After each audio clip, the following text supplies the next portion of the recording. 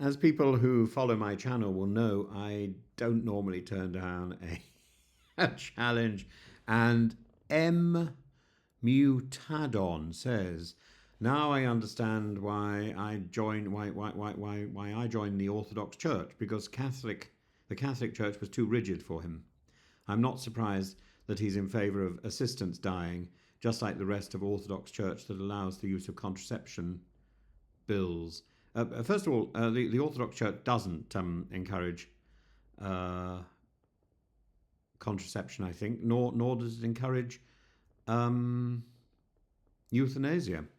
And I don't really know how anybody could possibly think that I'm in favour of assisted dying simply from the things that I've written. I am in favour of kindness, and I am definitely in favour of trying to work through problems, and I wouldn't want to impose my own religious beliefs onto anybody else. The question of assisted dying is one that forces us to peer into the murkier corners of our legal and moral imagination. It's about autonomy and dignity, certainly, but it's also about the reach of the state, the responsibilities of the medical profession, and the limits of compassion. And it is crucially about the kind of society we wish to be. Across the United Kingdom, assisted dying remains illegal. It's classified under Section 2 of the Suicide Act 1961, which criminalises the act of assisting or encouraging suicide, punishable by up to 14 years in prison. And that seems to me to be an act that needs to be revised before we even think about assisted dying.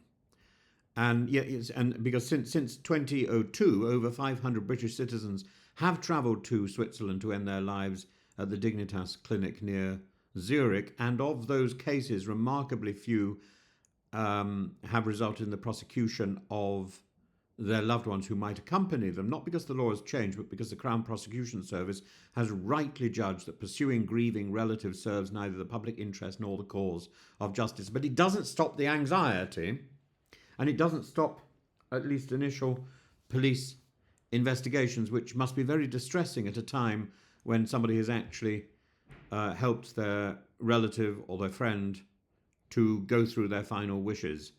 And I think that's an area that needs addressing immediately. And it's got nothing to do with Kim Ledbetter's bill or with the progress of the Scottish assisted dying bill. To ask the police not to waste resources investigating these relatives as campaigners, and even some police commissioners have recently proposed, is implicitly a quiet endorsement of euthanasia, of course. Why? Because it acknowledges that the moral choice has already been made. The person wanted to die, the relative helped them travel, and the law turned a blind eye. It creates a moral corridor where criminality is cloaked in compassion and policy is dictated by by the discretion of prosecutors rather than the democratic clarity of law. And we shouldn't be muddling through on this. This is not how a functioning legal system ought to behave.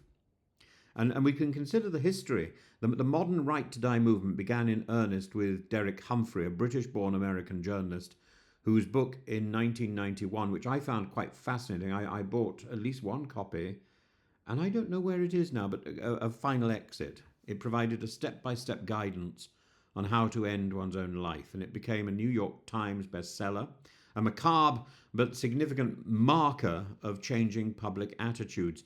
And the Hemlock Society, which Humphrey co-founded, later merged into what is now known as Compassion and Choices, the largest advocacy group for legal euthanasia in the United States. In the UK, legal attempts have floundered. Lord Joffe brought forward the assisted dying for terminally ill bills in 2003 and 2005, both defeated in the House of Lords. Lord Falconer's 2014 assisted dying bill made it further, but was ultimately dropped because of a lack of parliamentary time. Most recently, Baroness Meacher proposed a bill in 2021 which received a second reading in the Lords, but again stalled. And Scotland now provides a new front. Liam MacArthur introduced the assisted dying for terminally ill adults in Scotland bill, which passed its first parliamentary vote today or yesterday by 70 votes to 56, a historic moment, doubling the support seen in Holyrood a decade earlier.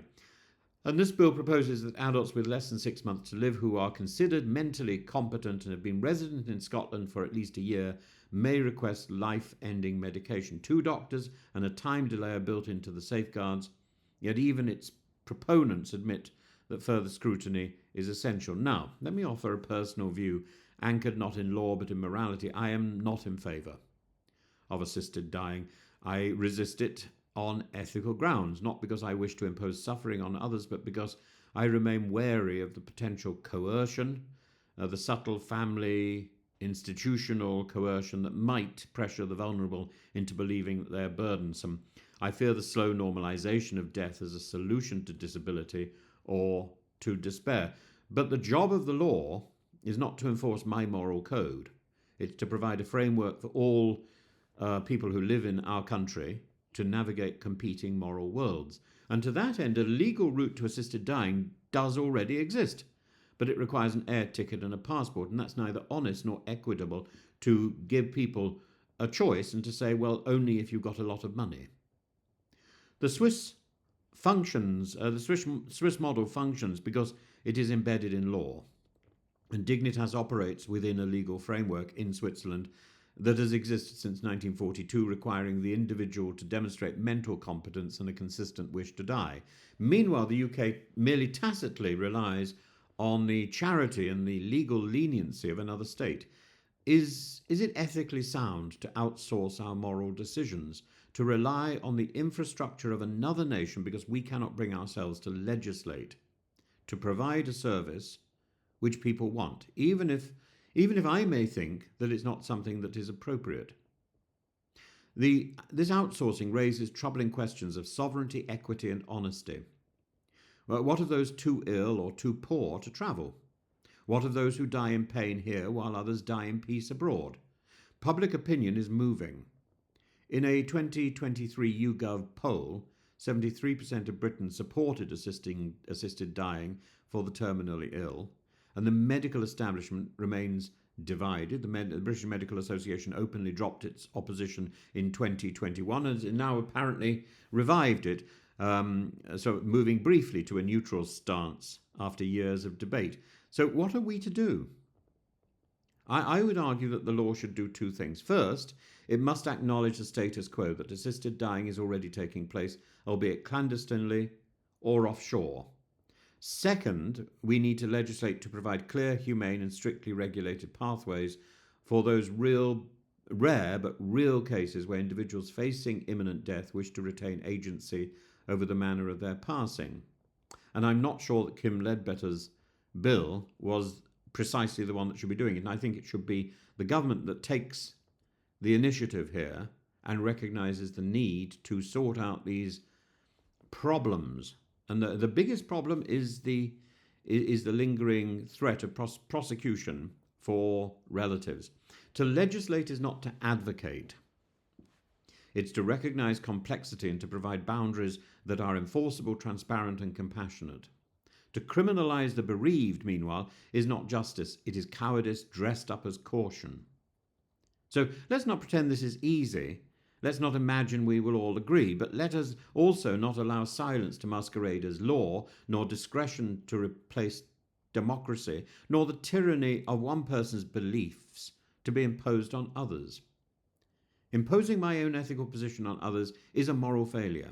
It's a failure of humanity, it's a failure of pluralism, and therefore I resist it. I'm not a lawmaker, but I would expect lawmakers to resist it too. And I would ask Parliament in both Westminster and Holyrood to show the same humility and legislate not from fear, but from courage and from kindness and from clarity.